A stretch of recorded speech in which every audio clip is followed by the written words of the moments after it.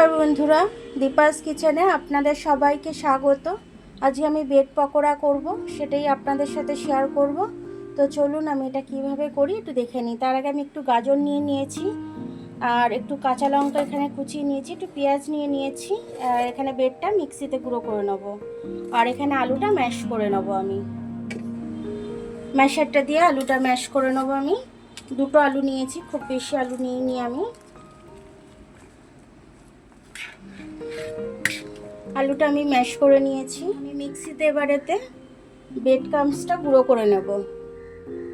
একটা মিক্সির গ্লাস নিয়ে নিয়েছি, ব্রেড ক্রাম্বসটা আমি ছিঁড়ে ছিঁড়ে দিয়ে দিচ্ছি। এটাকে আমি গুঁড়ো করে নিয়ে আসি। একটু ধনেপাতা নিয়ে নিয়েছি, আমি কুচো করে নিয়ে নিয়েছি। এখানে গাজর আর এখানে কাঁচা লঙ্কা কুচো করে নিয়েছি। এখানে কটা পেঁয়াজ দিয়ে, একটা পেঁয়াজ কুচো করে নিয়েছি আমি। আমাদের ব্রেড ক্রাম্বসটা দিয়ে দিচ্ছি। ব্রেড ক্রাম্বসটা গুঁড়ো করে রেখেছিলাম, এটা দিয়ে দিলাম।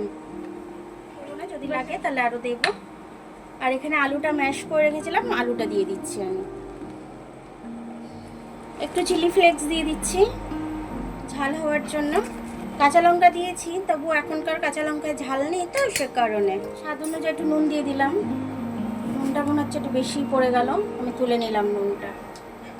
একটু হলুদ গুঁড়ো দিয়ে দেবো আমি, একটু হলুদ গুঁড়ো দিয়ে দিচ্ছি। একটু লঙ্কার গুঁড়ো, হালকা করে একটু লঙ্কার গুঁড়ো দিয়ে দিলাম। এবার এটাকে আমি মেখে নেব খুব ভালোভাবে, সব কিছু দিয়ে খুব ভালোভাবে মেখে নেব। পুরোটাই ব্রেড ক্রাম্বসটা দিয়ে দিচ্ছি, রাখলাম না আমি আর। পেঁয়াজ থেকে একটু জল ছাড়বে, নুন দিলে পরে পেঁয়াজ থেকে একটু জল ছাড়ে, সে কারণে আমি আর রিস্ক নিলাম না, ওই জন্য একটু মেখে নিচ্ছি ভালো করে। যদি কর্নফ্লাওয়ার লাগে আমি দেবো এর মধ্যে।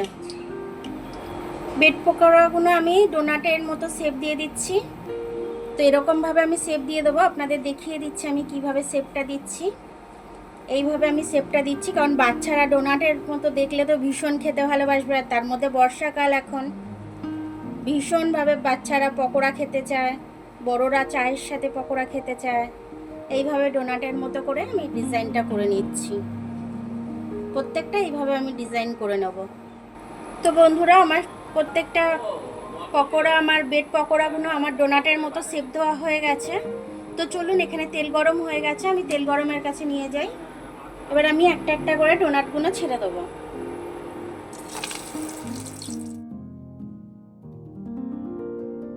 এভাবে আমি সব কটা ছেড়ে দিলাম। মিডিয়াম টু লো আছে আমি এটা ভেজে নিচ্ছি, যাতে ভেতর থেকে কুকটা হয়ে যায়। পকোড়াগুলো আমার ভাজা হয়ে গেছে, আমি তুলে নিচ্ছি। একটা একটা করে এরকমভাবে আমি তুলে নিচ্ছি। দেখুন আমার পকোড়াগুলো হয়ে গেল, খুব খাস্তা হয়েছে কিন্তু। দেখুন সবে সবে নামিয়েছি, তো তার জন্য একটু ঠান্ডা হলে কুড়মুড়োটা একটু ভালো হবে। আওয়াজটা কিন্তু খুব ভালোই ছাড়ছে, কিন্তু ভীষণ গরম, আমি হাত দিতে পারছি না। জাস্ট আমি আপনাদেরকে ভেঙে দেখাচ্ছি। ভেতরটা দেখুন, বাইরের থেকে যতটা মানে ভালো কুক হয়েছে, ভেতর থেকেও হয়েছে। দেখুন আমি ভেঙে দেখাচ্ছি একটা, খুব সুন্দর হয়েছে। এরকমভাবে আপনারা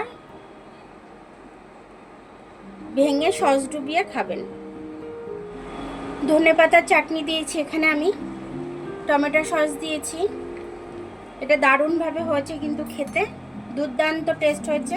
কত আওয়াজ হচ্ছে, ঠান্ডা হচ্ছে যত তত মুচমুচে হয়ে যাচ্ছে। আপনারা এরকমভাবে ভেঙে এইভাবে সস দিয়ে আপনারা খেতে পারেন।